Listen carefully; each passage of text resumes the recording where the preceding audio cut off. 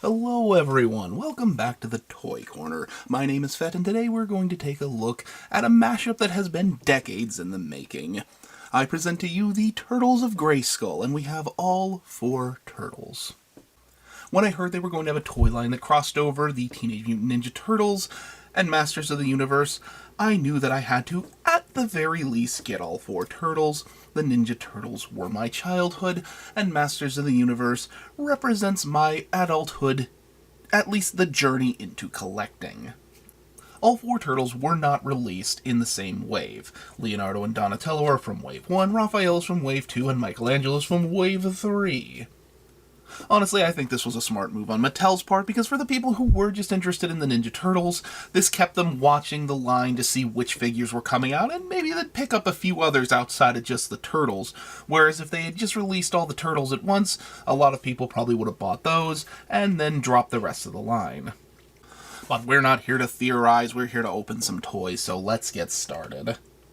Up first we have Leonardo. Not a surprise, as a child he was my favorite, although these days I simply don't have one. The card is nice, it has this purple and green, kind of a reminder of the Ninja Turtles, but it has that blast effect for Masters of the Universe. These are origin figures, they are from the Masters of the Universe line, not a Turtles line, which makes sense. It makes perfect sense to me. Flip it around to the back, and we have some gorgeous artwork, a little blurb, a cross-sell, and of course the gimmick of the weapon that's included.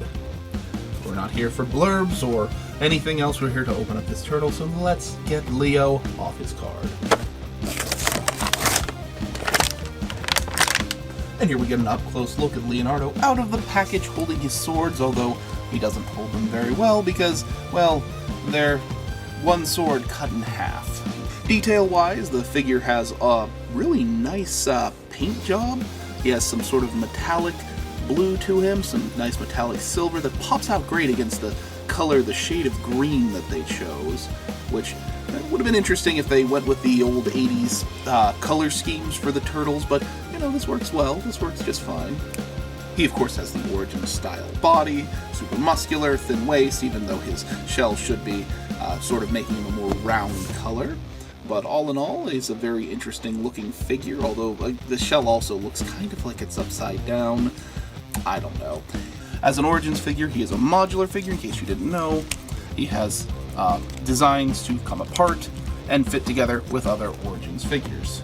And while he does look amazing in his armor, let's go ahead and get that off to see how he stands as just a Ninja Turtle instead of a Turtle of Grayskull. Here he is broken down to his basest form, which looks kind of interesting. I mean, it still looks nice. He's, of course, still got his loincloth, and he's still got these armbands and these ankle wraps, just because it's just the way that it is. You can see that he does sort of have a shell back here, but it's the same color as his skin. And I think if they had painted this shell this color, it would have looked a lot nicer. What really would have looked nice is if this shell, which strangely goes on like this, or goes on like this, would have instead clipped into his back like this. I don't know. I think that would look pretty good. In case you didn't know, this shell is a shield, that's why it's removable.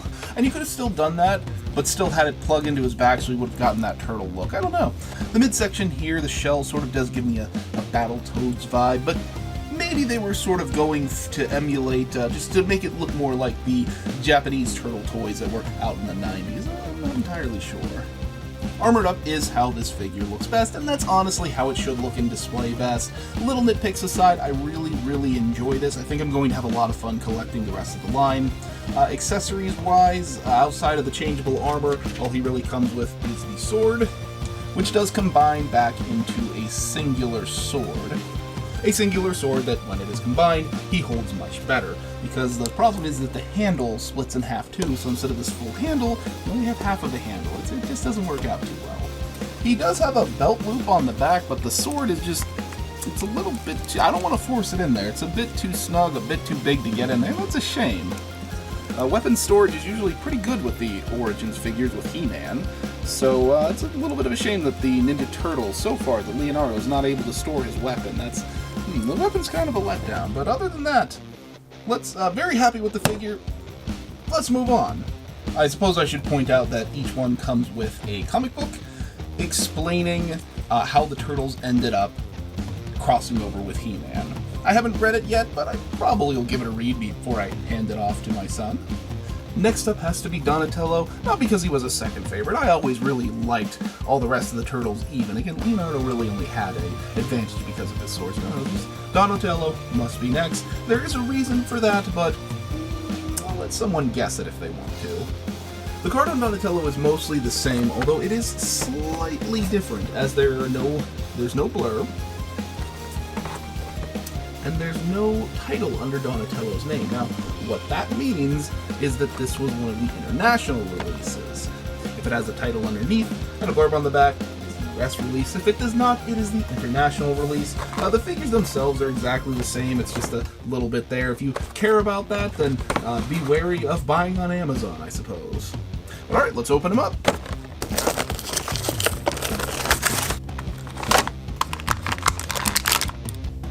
And here we have Donatello wearing this lovely purple armor. He, of course, has a helmet very similar to Man-at-Arms, and even his accessory, his weapon, is very similar to Man-at-Arms. He has the exact same sculpt as Leonardo. Not surprisingly, of course, the shell, also a shield that's removable, so everything underneath is still more or less the same. And I still kind of wish that this belt had been down here, but I suppose this does look like the top of the shell and not the bottom. I'm guessing the idea is that this belt is kind of continuing from the armor. I'm not entirely sure what they're trying to do with this. This piece confuses me. Armor-wise, you can remove everything that you could on Leonardo. These two pieces, this piece. Of course, the shell on the back of it. Unfortunately, you can't remove his helmet, and that's unfortunate. I really would have liked to be able to take him, armor him down, just like you can Leonardo, just to be able to, I don't know, see his head unobscured. It would have been nice. It's not, obviously, it doesn't ruin the figure for me. It's still a very nice figure. I really would have liked to be able to take this helmet off. I suppose for posterity's sake, just for being thorough, we'll take Donatello down to the bare minimums, as it were. And again, I do wish you could if you take a close look, you can see that the sculpting of the face kind of works around the helmet. So this is glued on there. This is stuck on there. This is all one piece, and that's all it will ever be. But removable helmet or not, Donatello will always be welcome on the shelf, especially next to the other turtles. He is the tech genius. He is the one who gets things done. Leonardo may come up with the plans, but Donatello makes them happen. Something else I wanted to point out real quick, you may or may not find interesting at all, but apparently the international release also does not have the name By the Power of Pizza, American release. No By the Power of Pizza, international release. So you get a little bit of a variant. It's interesting. It's just one extra thing. I'd never opened one, so I didn't know about this. Next up is Raphael. Once again, this is the same packaging you've already seen. We have the hard-headed Psy Specialist, so we know that this is the US release. We also have the blurb telling us the same thing, but that's not important. Let's get him open.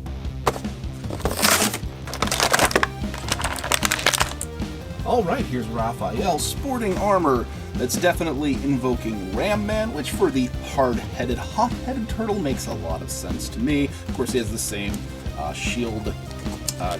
Pop off now. Gimme! Has the same shell shield as all of his brothers, and he also shares the same sculpt with all of his brothers. Now, he sort of has a skin tone that is reminiscent of the old 80s toys. Leonardo did to an extent too, but Donatello and Michelangelo do not. For accessories, we have this sort of a gauntlet. You can see it's got fingers there. It's a gauntlet with a three-bladed attachment to it, so Psy or Wolverine. And then you have this three-pronged sword as well. It kind of has the size aesthetic, but they're also oversized to sort of look more like swords, because, I mean, He-Man uses swords, so why not give all the Ninja Turtles swords? Why not? And I forgot to mention, Donatello's weapon does fit into his shell, although it's a little hard to get there. Raph's doing good, though. This fits very nicely. It's a little loose, so you don't turn him upside down. Oh, there you go. But otherwise, good job on the weapon storage for these two. Of course, Raph can take his armor off too, so let's go ahead and do that. And here's Raphael, stripped down, of course, to the bare minimum, except, oh wait, you can take his helmet off. I'm glad that you can take Raphael's helmet off. It's further proof that, I mean, it stays on pretty well. It comes off fairly easy. It's just proof that they could have given Donatello a removable helmet, but I promise to eventually stop bringing that up. I also really wish they would have painted the shells back here this color, or maybe the dark green of the old 80s toys. It's something other than their skin. It would have just looked that much better. I think that really would have made that for me. But sculpt-wise, of course, his body is exactly the same, his expression is different, but his head is a similar shape. This is normal for Origins. If anybody who's collected Origins knows that they reuse pieces amongst... It's a cost-saving thing. All toy lines do it. We won't pretend that it's only Mattel. All toy companies do that. But I will say that I do like Raph's look without his armor. I think that the color of the green against the yellow looks a little less Battletoadish. Either that or I'm just getting used to it after my third turtle. You know, thinking on it, Donatello also didn't get an extra belt. What's going on, Mattel? Why you gotta pick on my boy like that? But Raphael is still a fine figure. They all are. I'm loving these. I cannot wait to get some more. But for now, Raph's done hamming it up, so let's just get him onto the shelf. And of course, we saved our party dude for last, the man with the He-Man wig, and what looks like it might be battle armor, He-Man inspired armor, but we'll get a look into that. Front of the card, you've seen heroic Captain of Cowabunga. The back you've already more or less seen. I mean, it's gorgeous art. Fantastically gorgeous art. And here we can see that Michelangelo's wig comes off, so, I mean, once again, what do you have against Donatello? I'm sorry, I'll stop. And here he is out of his packaging for a better look at Michelangelo and his strangely almost glowing green skin color. That was an odd choice. I'm not sure. Maybe because it goes with the orange they thought better? I'm not sure. It doesn't really matter. But yes, we have this little He-Man symbol that sort of looks like it's battle armor, making me wonder with how tight... I don't think this part's going to come off, but we'll figure that out later. But hey, look. His wig comes off, just like it showed on the back of the package, and he does look much better, I think, without the wig, but we'll leave it on for just now. Now, of course, that doesn't mean that I don't have any nitpicks with this figure, because I do have one thing that bothers me, and it's his mouth. I don't mind that it's open, I don't mind that it's smiling, I feel that's very Michelangelo, but why did they leave this green unpainted? All it would have taken is a little pink strip of paint, a little red strip of paint, something, even black. Even black would have been acceptable, but green? It kind of looks like he has a rubber band going across his mouth. No, I really do. I'm just chewing on this pencil. I don't know, it just stands out as odd to me, but it's not super noticeable. He'll blend fine into the toy shelf. We don't need to worry about that. But of course, he has the same sculpt as his brothers, the same articulation. There might be one difference, but we'll find that out when we take him apart now. Let's take the armor off. And here he is with as much armor as we could take off of him. He, of course, still has the wrist guards like everyone else, the foot like the feet wrap like everybody else, the loincloth, but he does, this is a part of his chest, this is his chest piece. So I'm not sure if this is unique, if they've done this before. It would make for a good battle armor He-Man look, but, you know, if they were going to go with the battle armor He-Man, it would have been nice if they gave him the rotating damage gimmick.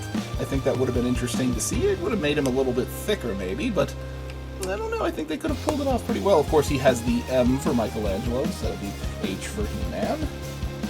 But otherwise, he is more or less the same figure that we've seen. But it does mean that if you wanted to, you could take this piece and you could put it on the other turtles, although the neck would be Michelangelo's glowing green, so I probably won't do that. And I probably won't take his armor off anymore just because, well, for one thing, you can't take this off. And it was really hard to get these shoulder pieces off. I'm a little worried about breakage, so I don't think I'm going to be removing those again. Which is a shame, because he actually, without the green painted shell back here, it actually looks pretty good, pretty natural. I mean, he's a turtle, he should have a shell there, but all in all, I'd say it looks better to have this armored back than the unpainted shell. Of course, accessory-wise, Michelangelo has his two nunchucks. They're just one color, which is odd. A lot of the figures that come out now have two colors, even the cheaper Playmates one. He does have weapon storage on the back that is able to hold his nunchucks, but I will say for his nunchucks, they are sort of awkward. They're made entirely out of plastic, the chain too, and I don't know if it's coming across on camera, but they seem to be somewhat stuck together. I might try to take a maybe a small knife or a needle or something in there, a toothpick maybe, to try to break them up a little bit so they just get a little bit more movement. They're supposed to be on a free chain, but they're just, I don't know, they weren't taken out of the mold very well. They're very thin, so I'm a little bit worried about breakage there too, but I don't know, I think I'll try to fix them up a little bit. And there we are, all 4 turtles together, out of the packages, and ready to go on the shelf to look amazing. I absolutely love these figures and cannot wait to add more from this line. I will probably try to get them all and complete this, but it's one of those ones that it's a little bit difficult because you can only collect so much. If I had to choose a favorite from any of these, I would probably go with Raphael. I think he has the best look. I think that he has the best removable armor, the best accessories for looks and for whole. I just think that he got the best of the bunch. A least favorite, sadly, is probably Michelangelo due to the hair that it doesn't quite look right without, but it doesn't stay on, it doesn't look quite right with it. I really thought Michelangelo would be my favorite, but I can't say that he impressed me. But how about you? Did you have a favorite? Which of the 4 are you going to get? Are you going to get all of them? Let me know. I would love to hear from you. But in the meantime, I want to thank you, as usual, for joining me in this next step on my toy collecting journey. Be sure to take care of yourself, take care of each other, simply take care.